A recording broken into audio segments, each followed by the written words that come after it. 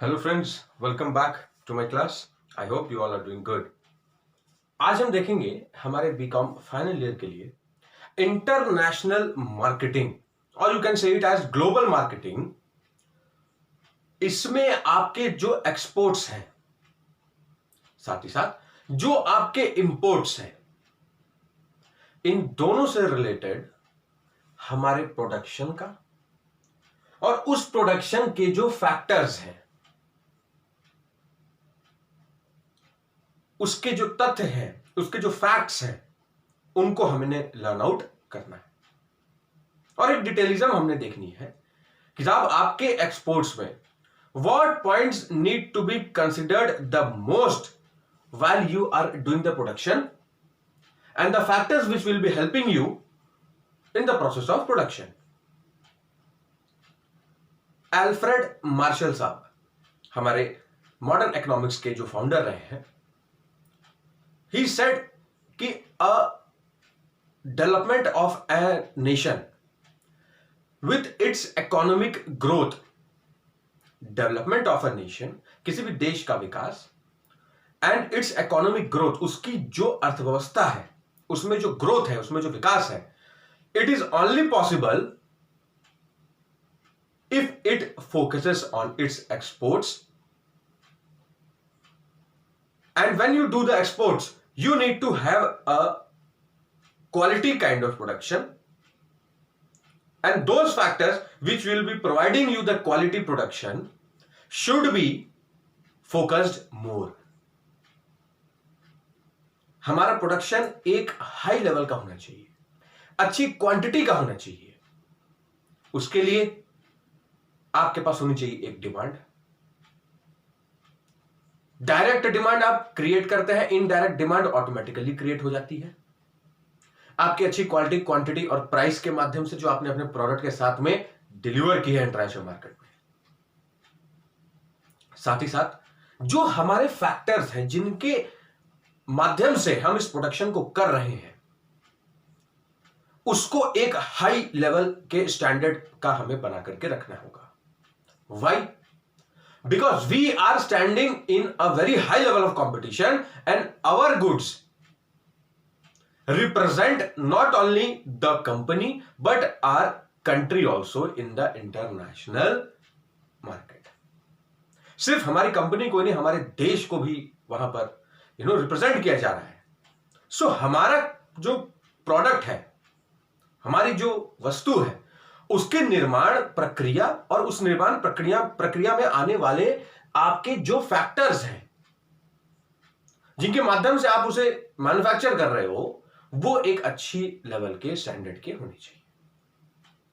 सो आइए हम इन्हें जानें। The first and foremost factor of production is land, भूमि। Minerals, forest, marine products, and resources of sea. Minerals, forest, marine products, and resources of sea.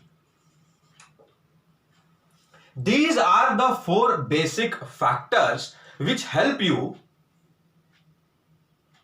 in the process of production. ये हमारे factors हैं। अब आप देखिए कि साहब minerals है, फॉरेस्ट है, marine products.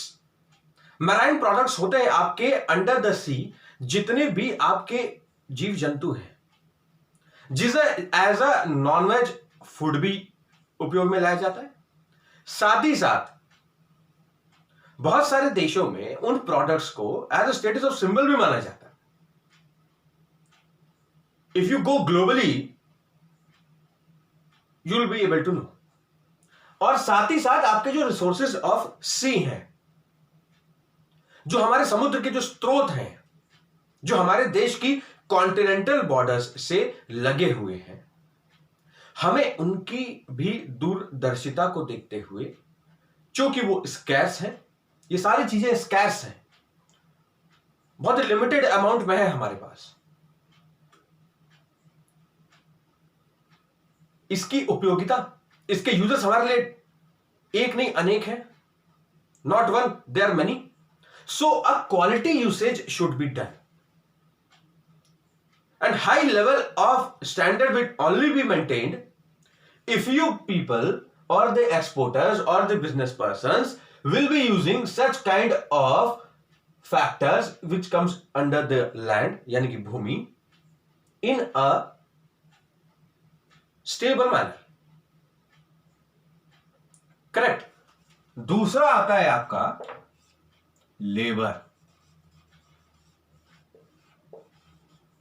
It is the most important factor of production. Labour साहब आपके पास में होते हैं, देखिए 3 टाइप्स हैं। एक होता है आपका फिजिकल एंड मेंटल, दूसरा आता है आपका स्किल्ड एंड अनस्किल्ड, और तीसरा आता है आपका productive and non productive. Clear? सबसे पहले लेते हैं अपन फिजिकल और मेंटल लेबर को। जो हमारा फिजिकल लेबर है, जरूरी नहीं कि he is an unskilled labour, no. Physical labour जो हम ले रहे हैं, ये हमारे लिए हमारे फैक्ट्री, प्लांट, उसके स्ट्रक्चर, लेआउट, सेटअप, इन सारी चीजों से, साथ ही साथ हमारे प्रोडक्ट को अगर आप ट्रांसपोर्ट से बाय वाटरवेज, बाय एयरवेज और बाय रोड अगर आप इंटरनेशनल मार्केट में पहुंचा रहे हैं, तो आपका लोडिंग व अनलोडिंग किसके हाथ में है? Physical.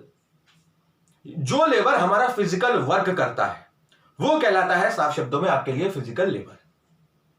Mental labours, those who are working on the desktop, those who are doing office jobs and using the their mind, और आप कह लीजिए साउंड माइंड। ओके, सो आप देखिए कि ये हो गया, हमने विभाजित किया, इसे हमने डिवाइड किया है फिजिकल और मेंटल फॉर्म में। दूसरा है साहब स्किल्ड एंड अनस्किल्ड। गवर्नमेंट आज बहुत सारे प्रोग्राम्स रन आउट कर रही है। Out of 10 only 5 to 7% of people are able to get that skill. What was the need in India for launching such kind of skillful programs? Those who promote the skills. या ऐसे हुनर को पाने के लिए क्या जरूरत है इंडिया को? Why? Because India is known for its cheap labor internationally. We are in the 3rd ranking कि हमारे देश का व्यक्ति, चाहे वो लिटरेट हो चाहे वो इलिटरेट हो, वो जाते हैं foreign for the search of jobs.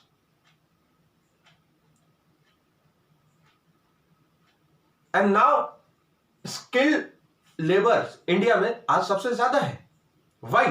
We are in the 2nd position world wide to have skilled labours, not because government has run such kind of programmes.